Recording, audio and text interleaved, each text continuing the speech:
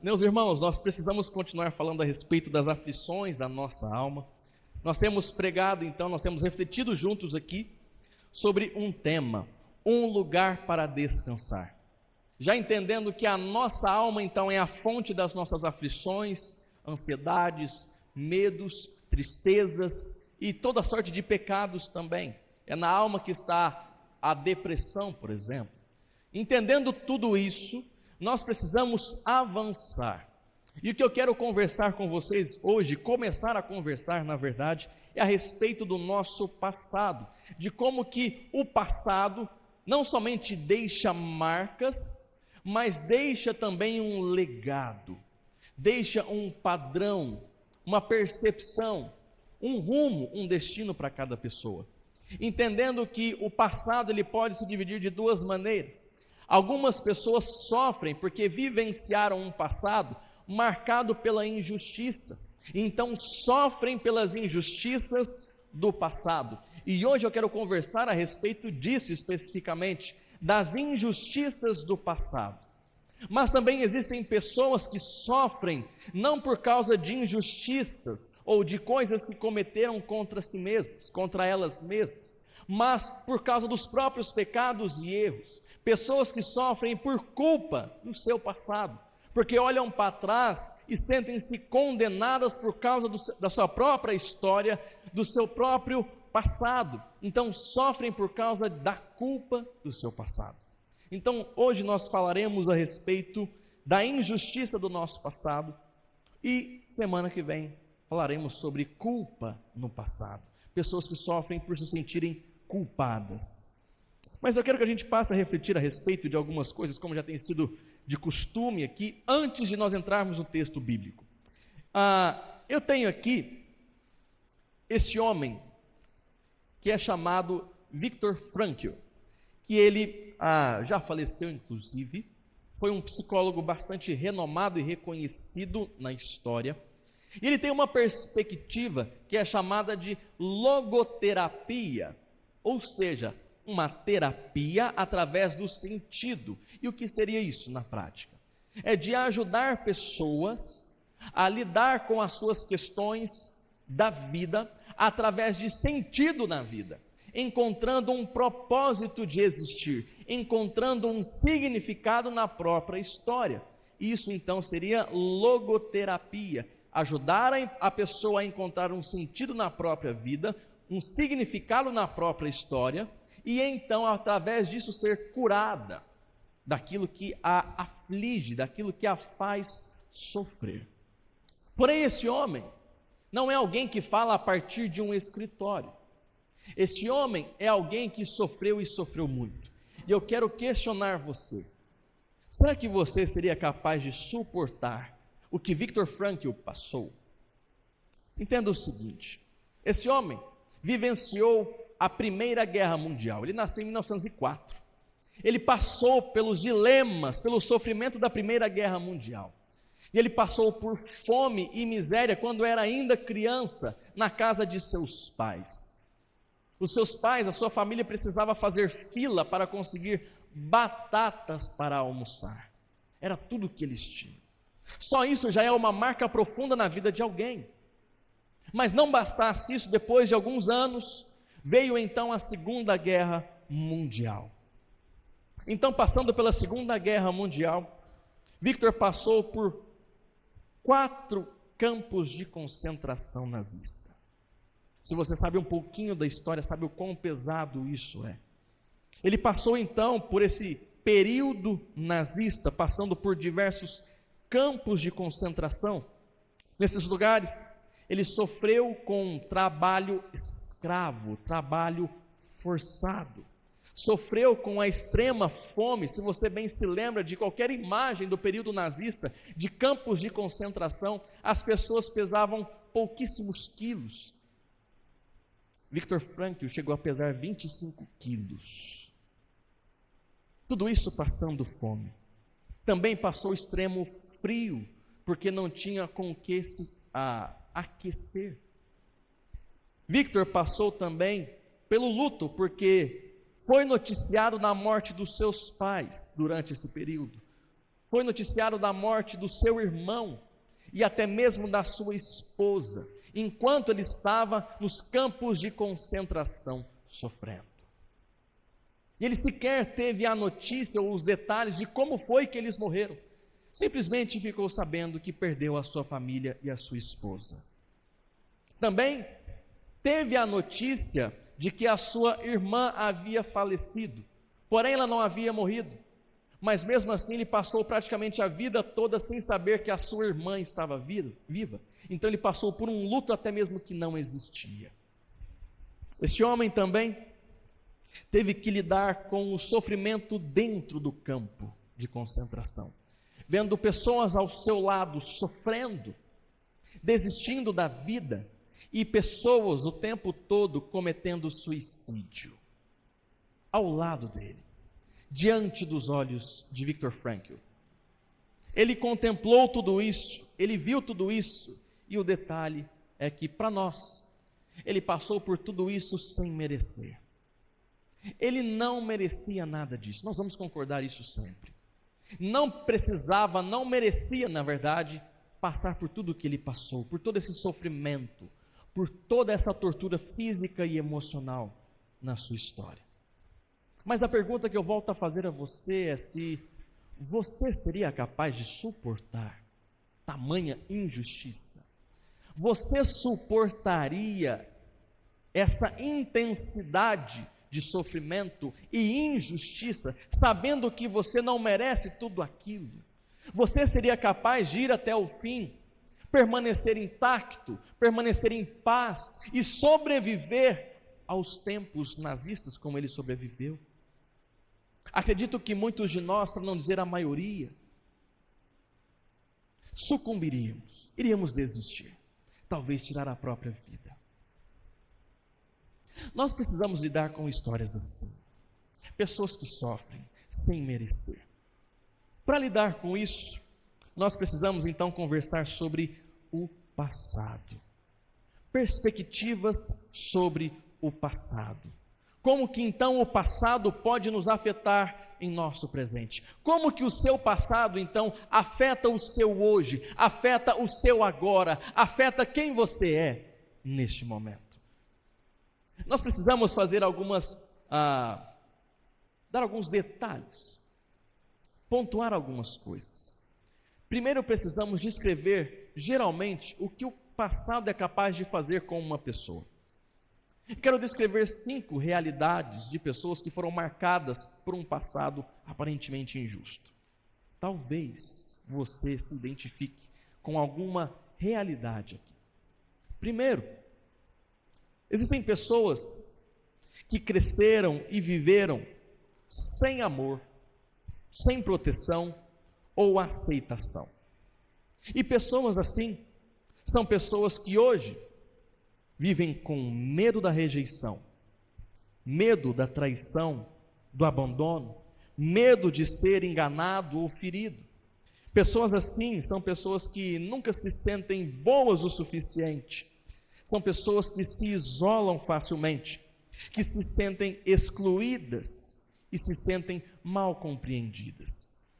Geralmente, pessoas com esse tipo de passado têm essas atitudes.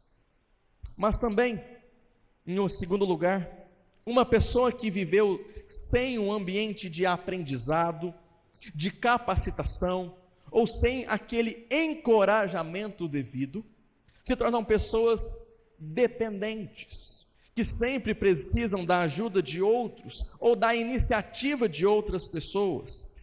Pessoas que acreditam não serem capazes de fazer nada sozinhos, de não terem condições de serem independentes. Pessoas que têm medo de doenças, de fracassos e até mesmo da morte. Pessoas com profunda dependência emocional de seus pais. Ou pessoas que se tornam profundamente derrotistas quando se trata de si mesmo. Olham para si mesmas e só percebem derrota e fracasso. Isso tudo vindo de um ambiente sem aprendizado, capacitação e encorajamento. Outras pessoas que viveram em um ambiente sem disciplina, sem regras, sem ensinamentos, acabam por se tornar pessoas gananciosas, pessoas orgulhosas, indisciplinadas, pessoas impulsivas e impositivas, pessoas que agem sem pensar, que são inconsequentes, mas também que sofrem muito na sua vida, porque não são capazes de aprender com os próprios erros. Também, em quarto lugar, uma pessoa que de repente viveu, cresceu, precisando agradar os outros ao seu redor. Uma pessoa que viveu aceitando tudo de maneira silenciosa e calada. Uma pessoa que aprendeu a se adaptar e se transformar ao redor para ser aceita. Acaba por se tornar uma pessoa que anula-se a si mesma para evitar rejeição, punição. Uma pessoa que se sacrifica extremamente pelos outros. Uma pessoa que busca a aprovação dos outros ao seu redor, que busca reconhecimento e até mesmo elogios, e se torna uma pessoa a sempre se colocar diante dos outros, em que prioriza a necessidade do outro antes de si mesma, em que faz tudo pelos outros e esquece de si mesma. Mas em último lugar também, uma pessoa que viveu em um ambiente rígido, crítico e controlador, pode vir a se tornar no futuro uma pessoa pessimista, fechada, tímida, covarde, perfeccionista, extremamente exigente, cobrando sempre muito dos outros e punindo sempre também os próprios erros e ainda mais os erros dos outros. Isso aqui é fato.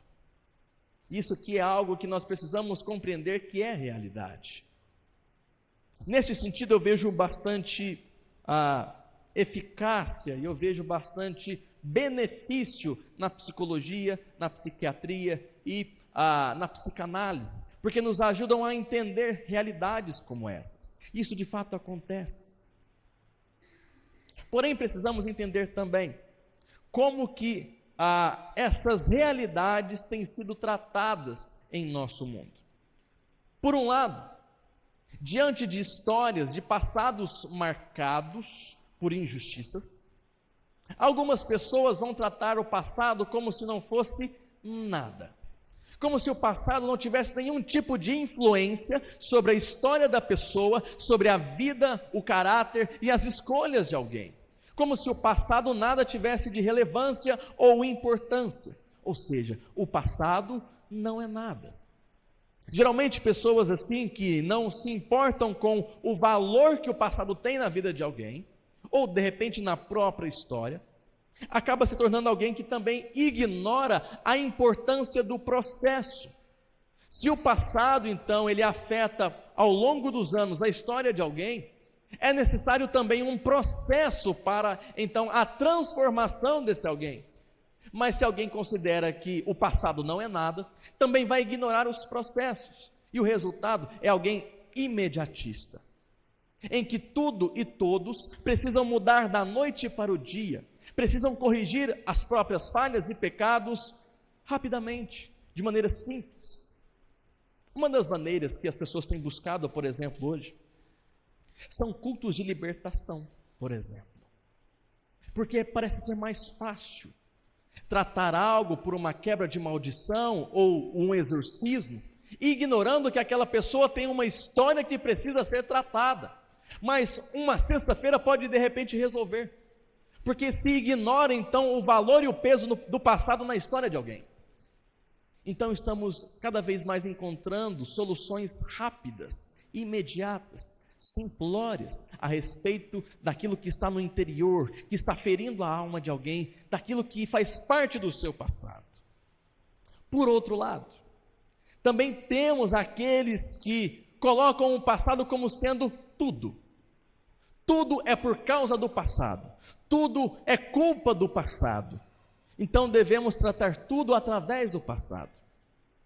E acaba-se que muitos têm buscado uma terapia nesse sentido, onde tudo tem a ver com aquilo que foi feito comigo, com aquilo que eu vivi, e hoje eu sou assim porque lá atrás eu passei por isso e por isso.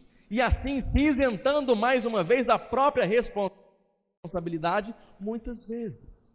É claro que não podemos ignorar as coisas que nos aconteceram, mas não podemos colocar toda a culpa e justificativa naquilo que foi feito contra nós. Nós temos escolhas. Porém, nesse sentido de pessoas que tratam o passado como sendo tudo, acabam por ser pessoas que buscam em excessividade, autoajuda, buscam processos de regressão, ainda que não seja mais tão comum hoje em dia. Talvez você tenha ouvido falar sobre isso, mas o que mais se busca hoje é a tal da cura interior e, consequentemente, algo que você tenha talvez ouvido em algum lugar, que é a cura da criança interior. A cura da criança interior. Não se engane, isso é uma ferramenta muito utilizada hoje em dia no meio da psicologia, no meio da terapia. Existem muitos outros tipos de terapias, precisamos ser justos, mas uma das que mais tem surtido efeito e mais tem sido mencionada é sobre isso, a cura interior, curando a criança interior. E nós precisamos entender o que é isso também, e eu vou explicar daqui a pouco. Mas em terceiro lugar nós temos aquilo que devemos buscar, nem entender que o passado não é nada, e nem entender que o passado é tudo. Nós devemos entender que o passado, ele é parte de um processo que devemos viver diante de Deus, parte de um processo em que Deus vai nos levar ao nosso propósito, vai nos levar a viver a nossa história. Então o nosso passado, ele é na verdade parte do processo que Deus coloca em sua vida, uma parte. Não é tudo, mas também não é nada, ele é parte. Entendendo isso, a palavra de Deus pode nos orientar com eficácia, com poder, com capacidade de transformar a nossa história, transformar o nosso passado. Então eu quero que a gente passe a repensar todas essas questões a respeito do passado a partir de uma história, que é a história de José. Muito possivelmente você conhece essa história, a história de José no Egito. Mas eu quero fazer uma breve introdução antes de nós lidarmos de fato com o texto. Nós temos um dilema, temos uma escolha para fazer. Nós precisamos fazer uma escolha entre a proposta de reparação e a proposta de reconstrução. O que o mundo está nos oferecendo é uma proposta de reparação. E o que seria isso? Quando nós sofremos muitas injustiças no passado, nós ficamos presos àquilo que não aconteceu ou àquilo que aconteceu. E o nosso coração, a nossa alma deseja por justiça, ou seja, uma reparação. Eu quero que aquilo que aconteceu seja reparado, que as pessoas que me ofenderam sofram, que aquilo que não me aconteceu, eu seja recompensado.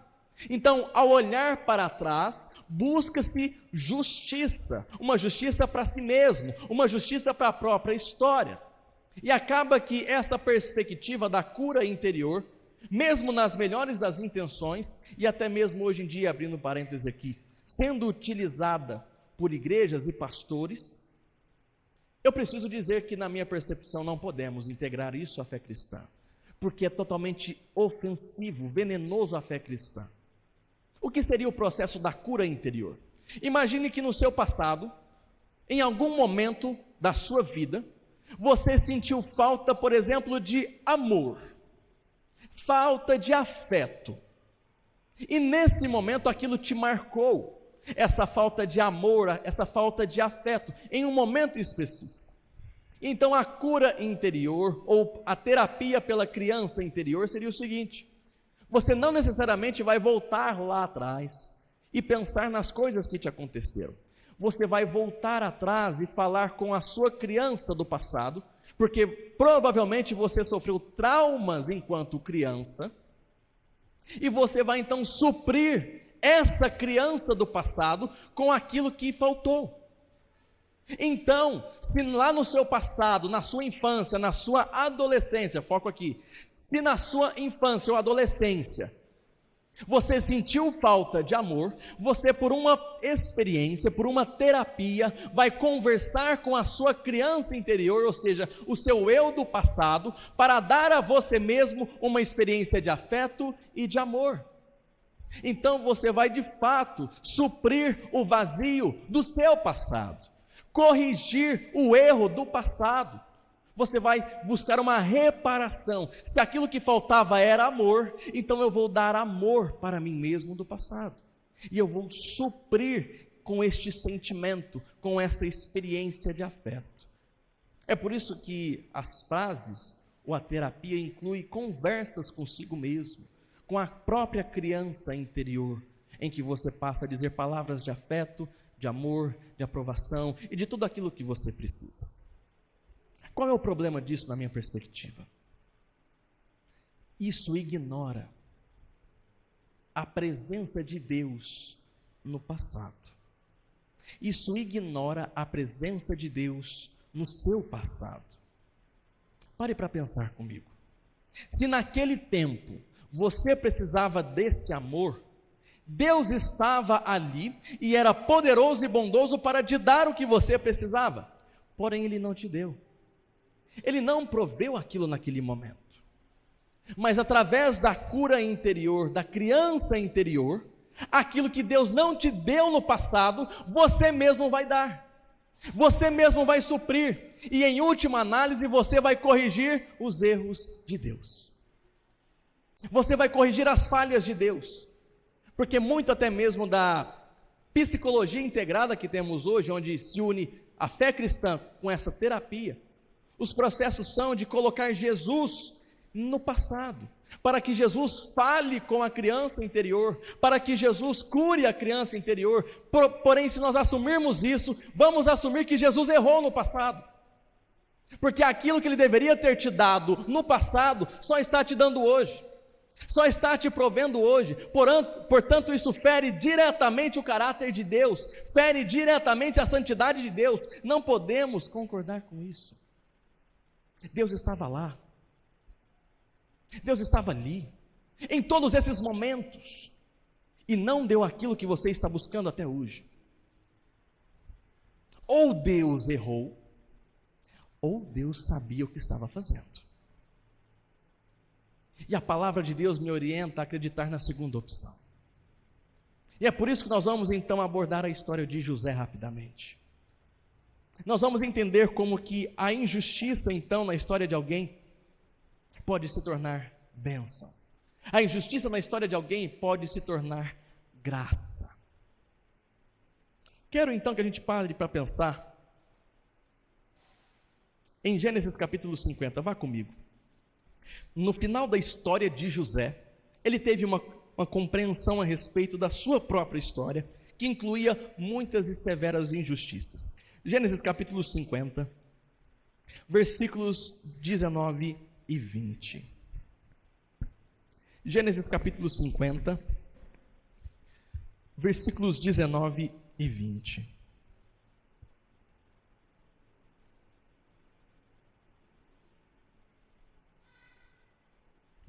Diz o seguinte: mas José respondeu: não tenham medo. Será que eu estou no lugar de Deus? Vocês, na verdade, planejaram um mal contra mim. Porém, Deus o tornou em bem, para fazer, como estão vendo agora, que se conserve a vida de muita gente. Perspectiva. Perspectiva sobre o passado. É aquilo que nós percebemos em José nesse momento.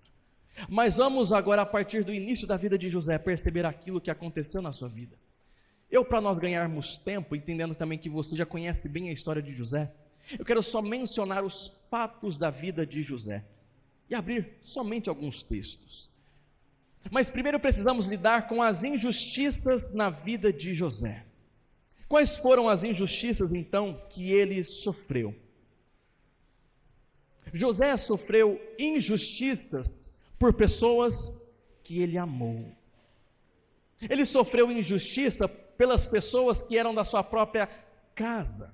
Os seus próprios irmãos odiaram José e então venderam José, traíram o seu próprio irmão, vendendo ele como escravo para desconhecidos, irmãos de sangue, que traíram, odiaram e venderam o seu próprio irmão para desconhecidos, como um escravo. Estamos falando de irmãos de sangue. Ele foi injustiçado então por pessoas que ele amou, por pessoas que ele esperava segurança, apoio, confiança, de fato, amor verdadeiro e incondicional. Mesmo tendo traços de orgulho na sua juventude e adolescência, nada disso justifica o que os seus irmãos fizeram com José. Mas além disso, a história de José continua. Após ser vendido pelos seus próprios irmãos, após ser injustiçado pelas pessoas que ele amou, José também foi injustiçado pelas pessoas que ele serviu.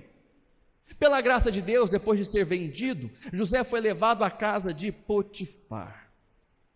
Lá ele cresceu, lá ele se desenvolveu, lá ele se tornou o melhor dos servos da casa de Potifar, o melhor dos funcionários, e ali servia com honestidade, servia com transparência, com responsabilidade.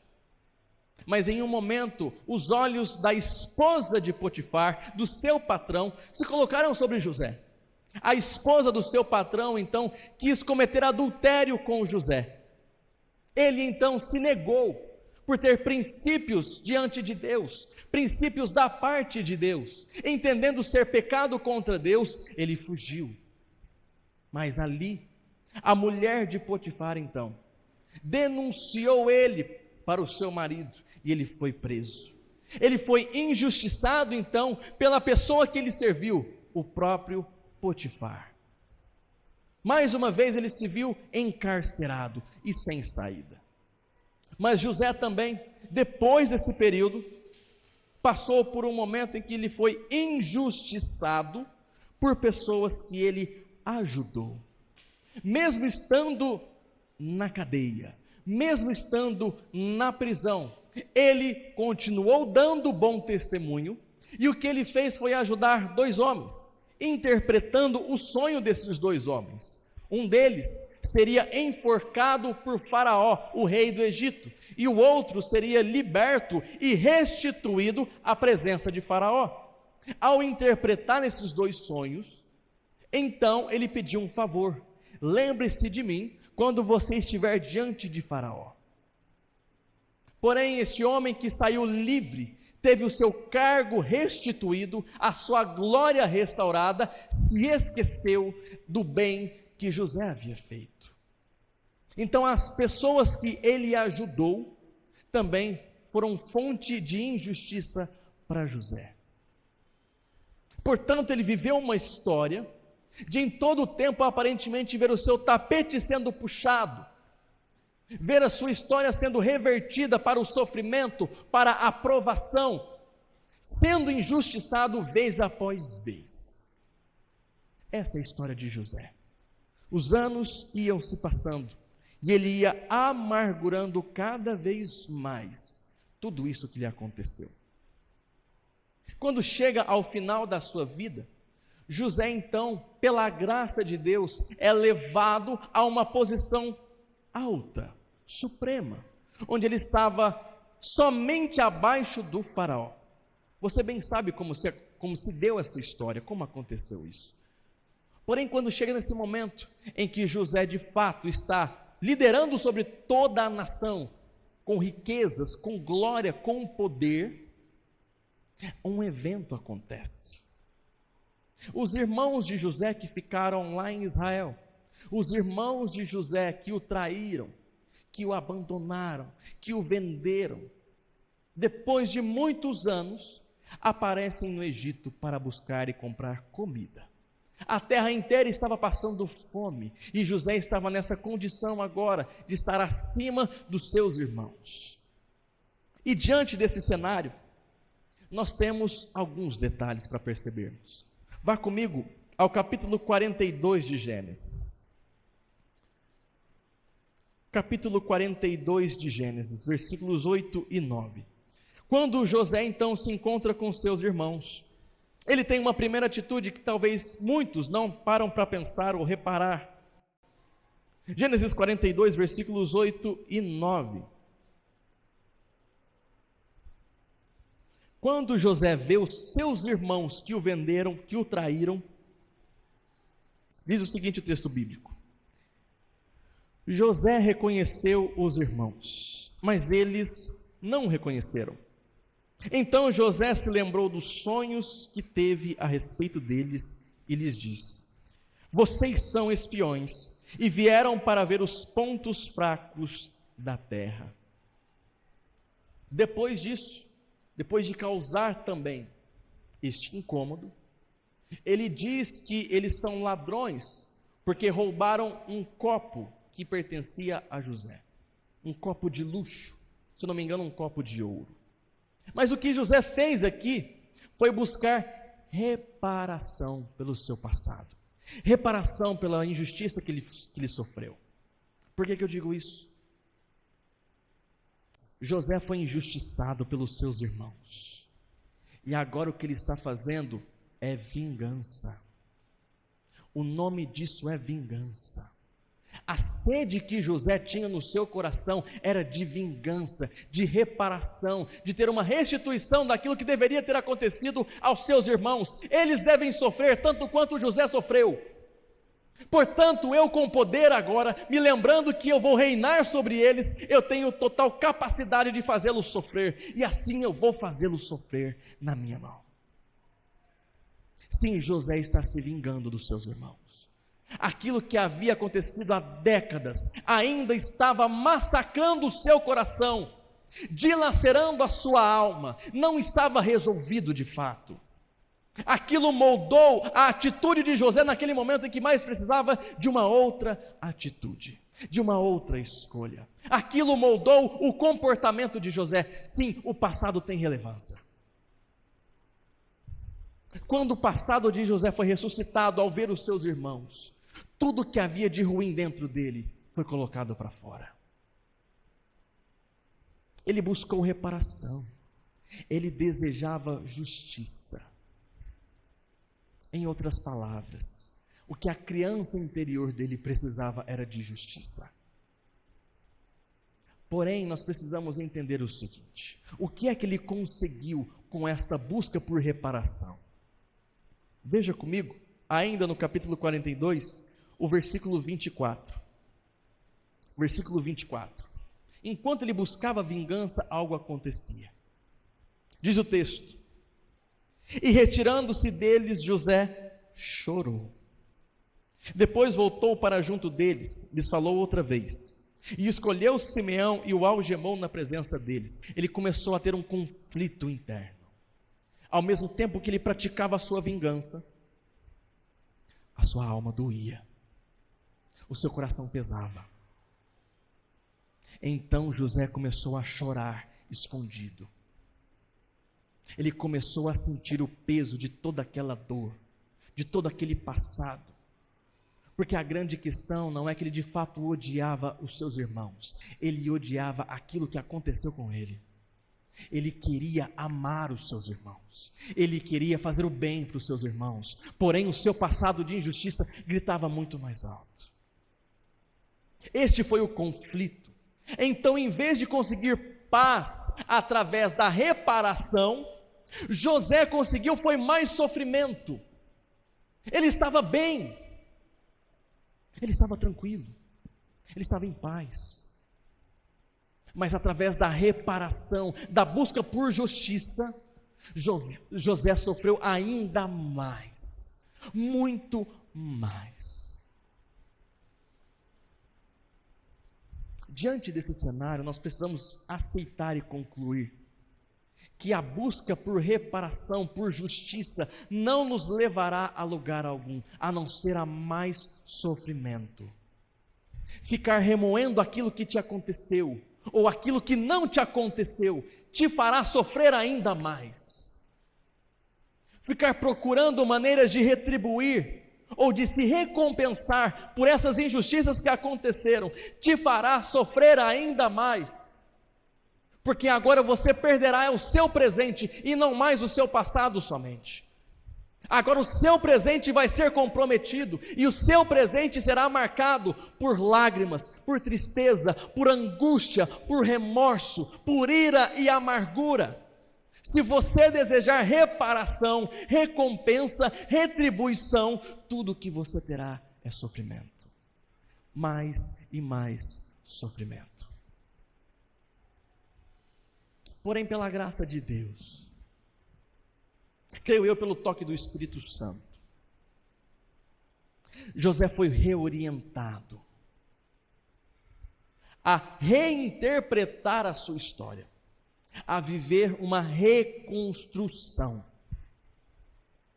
Enquanto que o mundo propõe para nós é reparação, de consertar aquilo que se passou, o que Deus propõe para nós é uma completa reconstrução. É pegar a sua história e colocá-la abaixo. Reconstruir, tijolo por tijolo, parede por parede, momento por momento. Deus não quer que você supra alguns momentos do seu passado, que você faça justiça, que você procure por recompensas, por alguma maneira de se gratificar, de se consolar. O que Deus quer de nós é reconstrução. Reconstrução do seu passado, reconstrução total, reconstrução a partir do zero. E foi isso que ele fez a partir da história de José. Qual é o segredo para essa reconstrução? Se nós lermos a história de José, capítulo após capítulo, um sentimento nós teremos. Enquanto vamos lendo a história de José, nós somos tomados por um sentimento de injustiça, daquilo que vai acontecendo com José. Nós somos tomados por esse sentimento que, muito provavelmente, e com toda certeza na verdade, ele estava no seu coração. Injustiça, injustiça, injustiça. E salta aos nossos olhos a injustiça na vida de José. E o que nós passamos a querer, a desejar, é que a história de José tenha de fato uma virada, e justiça seja feita. E nós acabamos entendendo errado a história de José, porque quando Deus exalta José, nós entendemos que Deus está fazendo justiça. Estamos errados. Quando Deus coloca José em um trono, quando Deus coloca José na liderança do maior país naquele momento, da maior nação daquele tempo, aquilo não é justiça por causa daquilo que aconteceu. O nome daquilo que acontece é graça. Graça. Nós aprendemos a ler a história de José a partir da justiça que deveria acontecer, e estamos lendo errado, porque José entendeu errado e reconheceu isso. Quando ele chega no momento em que ele percebe os seus irmãos com necessidade de acolhimento, de amor, de cuidado, ele entende o porquê estava ali. Ele entende que a sua vida tem um sentido, a sua vida tem um propósito. Ele passou a sua vida pensando na justiça que deveria acontecer com ele.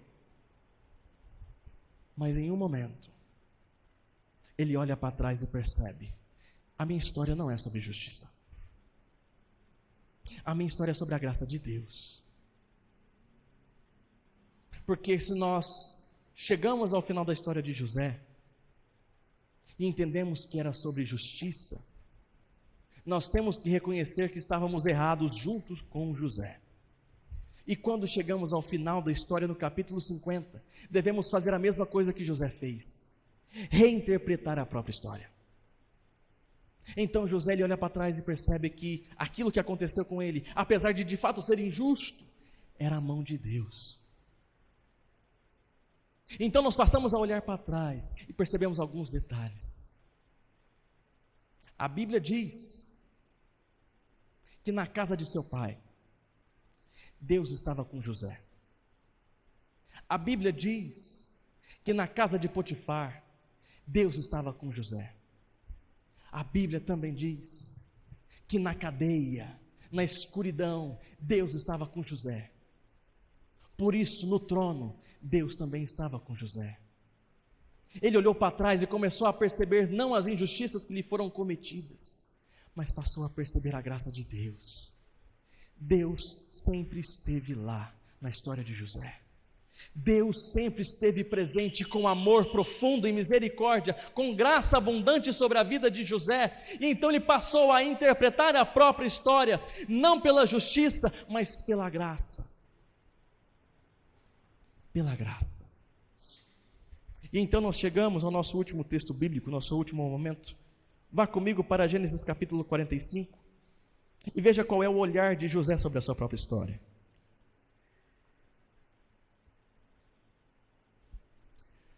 José buscou reparação das injustiças que lhe aconteceram, e isso só lhe trouxe sofrimento.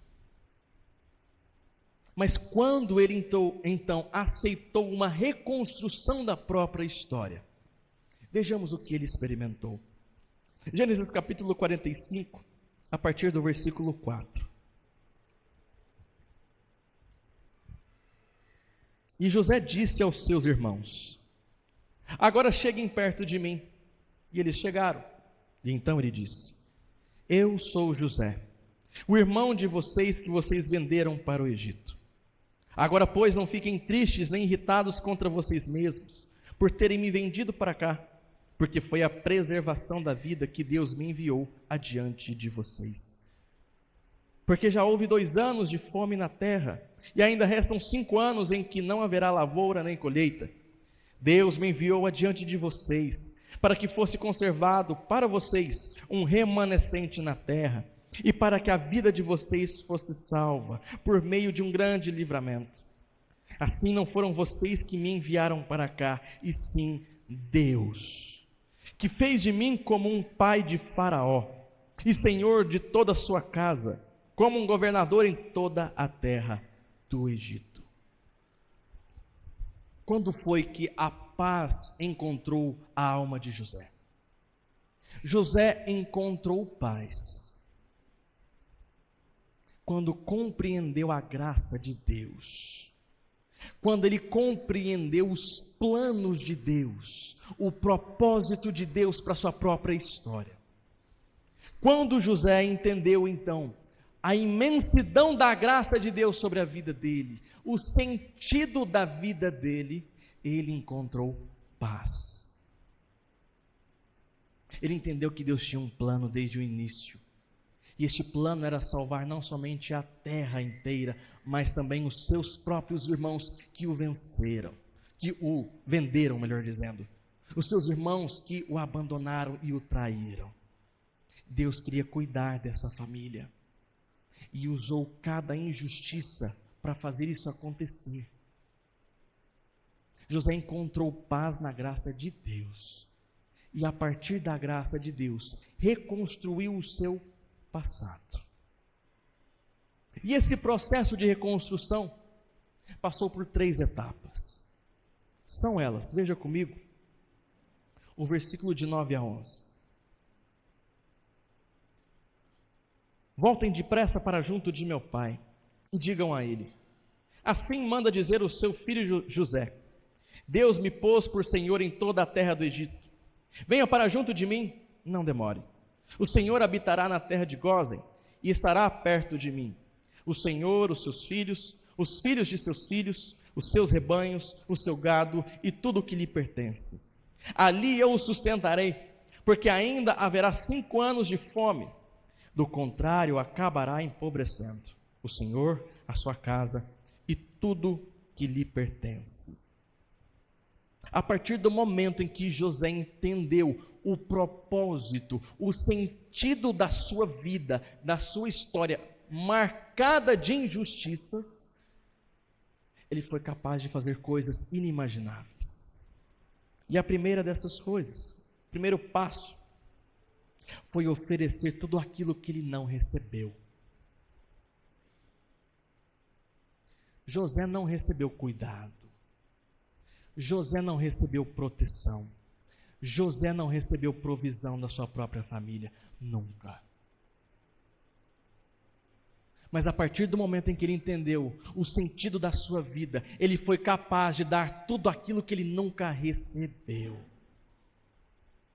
A história de muitos de nós é marcada por coisas que nós nunca tivemos. talvez coisa que você nunca teve do seu pai ou da sua mãe. Mas isso não é uma justificativa para não oferecermos, porque Deus, pela sua graça, nos possibilita a sermos, a oferecermos, a darmos. Aquilo que você nunca teve, Deus pode suprir em sua vida, para que você dê a outros. José cuidou da sua família, cuidou do seu pai, dos seus irmãos, dos filhos, dos filhos, dos filhos dos seus irmãos. Ele estava pronto para isso. Não a cobrar aquilo que lhe era devido, mas dar aquilo que não era merecido. A partir do momento em que ele entendeu o sentido da sua história, percebeu a graça de Deus sobre ele, ele estava pronto para dar aquilo que nunca recebeu. Você pode ser um pai melhor, uma mãe melhor, um irmão, uma irmã melhor, um filho ou uma filha melhor. Você pode ser uma pessoa melhor, porque Deus torna possível. Mas o segundo passo que José deu está no versículo 12, veja comigo, versículos de 12 a 15. José continuou: eis que vocês mesmos estão vendo, eu e meu irmão Benjamim, vê também, que sou eu mesmo quem está falando com vocês. Anunciem a meu pai toda a minha glória no Egito, e tudo que vocês puderam ver. Vão depressa, e tragam o meu pai para cá.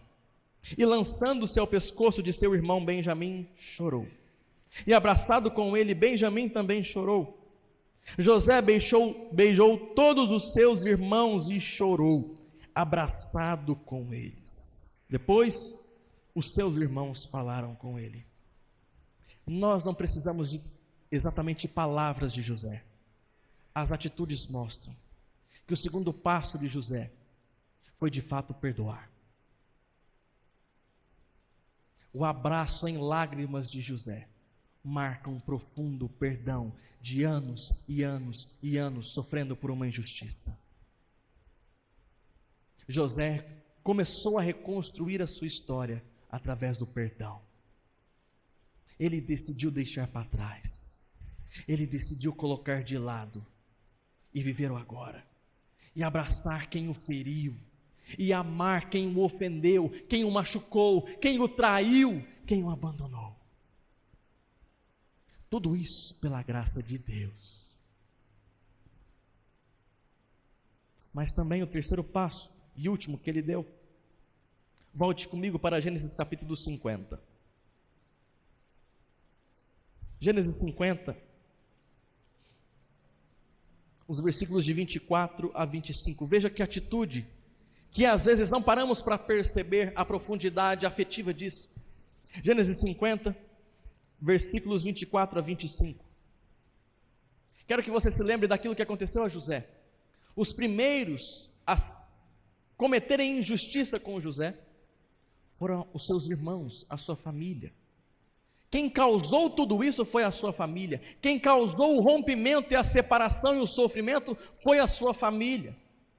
Porém, depois de ele demonstrar compaixão, depois de ele demonstrar perdão, José decidiu honrar a sua família, decidiu trazer redenção para a sua família, através do seguinte ato. José disse aos seus irmãos: eu vou morrer em breve, mas Deus certamente visitará vocês e fará com que saiam desta terra para ir à terra que jurou dar a Abraão, Isaque e a Jacó. José pediu aos filhos de Israel que fizessem um juramento dizendo: Deus certamente visitará vocês. Quando isso acontecer, levem os meus ossos daqui. José, ele conquistou nome, fama, reputação no Egito. Ele poderia ser eternamente lembrado no Egito, e você bem sabe que as pessoas, os grandes reis, as grandes figuras no Egito, sempre foram lembradas e registradas na história. Porém, ele fez uma escolha.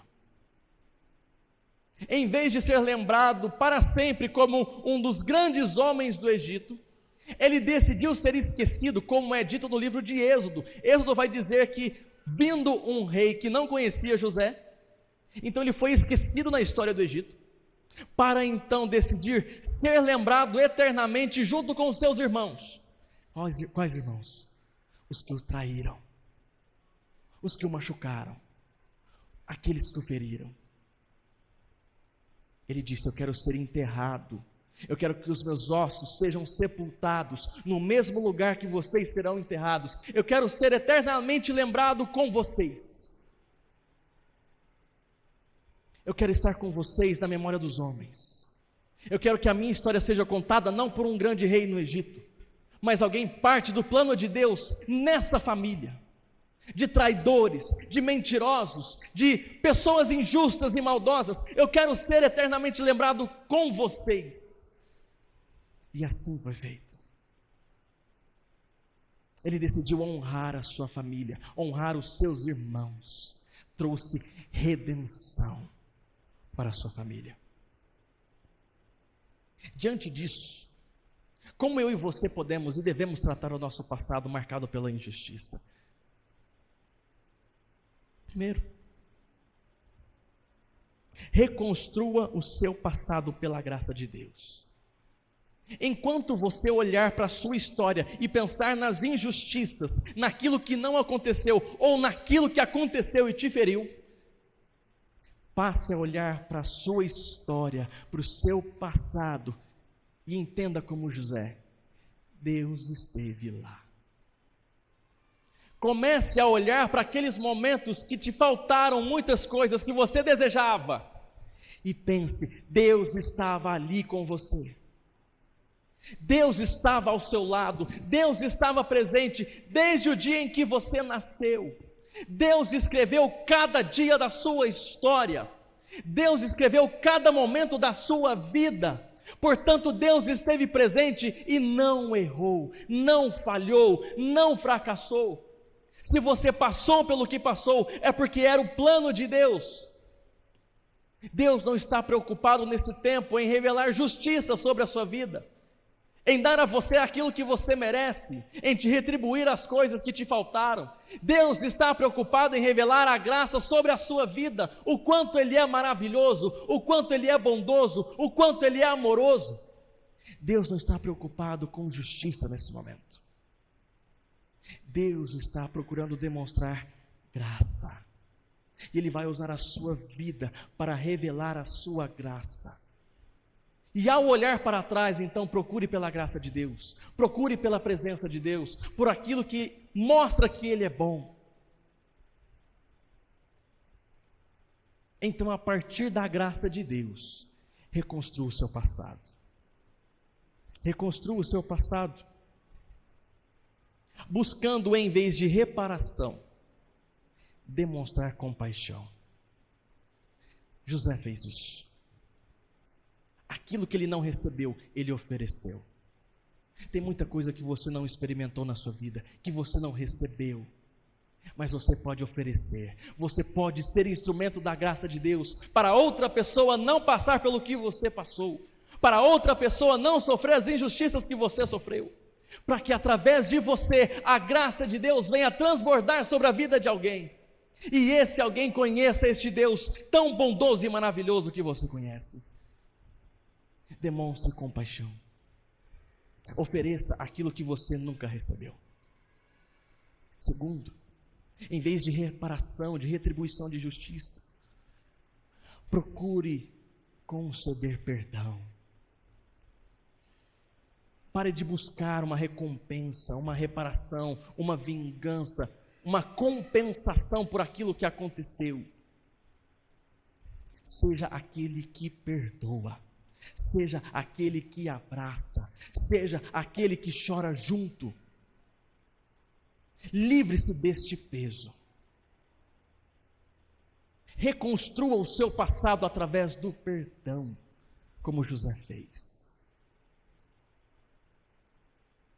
Mas em terceiro lugar, como você já bem sabe, em vez de reparação, reconstrua o seu passado através da redenção.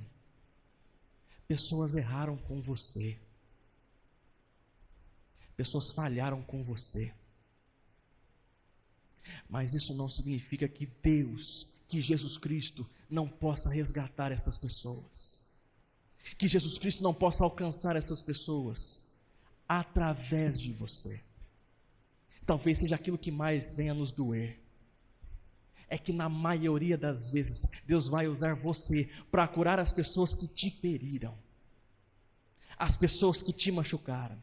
As pessoas que te traíram, as pessoas que te rejeitaram, sim, será você, porque o nome disso é graça.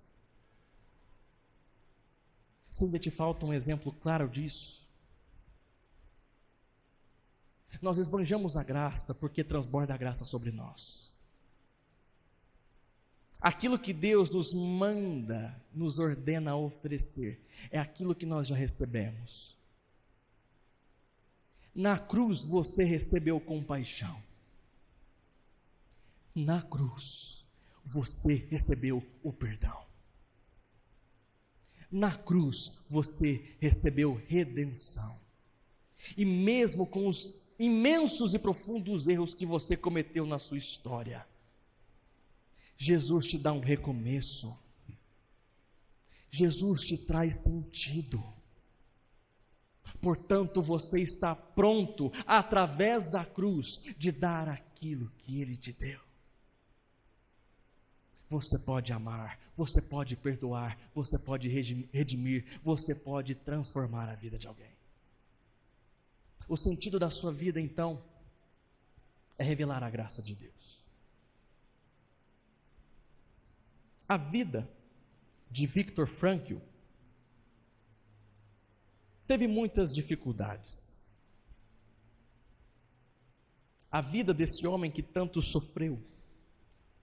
Próximo slide, por favor, Bárbara. A vida desse homem que tanto sofreu tem um ensinamento para nós. Uma das coisas que ele diz é de que o ser humano é capaz de suportar todas as coisas, menos a falta de sentido em sua vida. Então, mesmo vivendo debaixo de tantas circunstâncias injustas, ele buscou entender o sentido da sua vida. E ele entendeu que o propósito da sua vida era ajudar outros, era trazer esperança a outros, era resgatar outras pessoas que estavam nas mesmas condições que ele. E através disso, então, ele buscou transformar a sua história numa experiência, num livro, em algo a ser contado. Este homem disse o seguinte: todas as coisas podem ser tiradas do ser humano, menos o seu poder de escolha. Tudo pode ser tirado de você, menos o seu poder de escolha. Em que sentido ele diz isso? Você não pode escolher as dores que as pessoas causam em você, mas você pode escolher o que fazer com essas dores que te causaram. Você tem escolha. E pela graça de Deus, pelo amor de Deus, você pode encontrar um significado em sua vida e suportar tudo ainda que está a vir pela frente. O seu passado pode encontrar de fato sentido na presença de Deus. Existe um texto, encerrando aqui, que é Tiago capítulo 1, onde ele vai dizer que ninguém pode dizer, sou tentado por Deus, porque Deus a ninguém tenta. Ele mesmo não pode ser tentado pelo mal. Ou seja, tudo que há de ruim nesta vida vem dos seres humanos. Mas o texto continua dizendo que tudo que é bom, que toda boa dádiva vem de Deus. Tudo que é de ruim vem de nós, mas tudo que é de bom vem de Deus. Então, se você quer resolver bem o seu passado de injustiça, pare de viver em função da dívida que os outros têm com você. Passe a viver em função da dádiva que Deus colocou sobre você.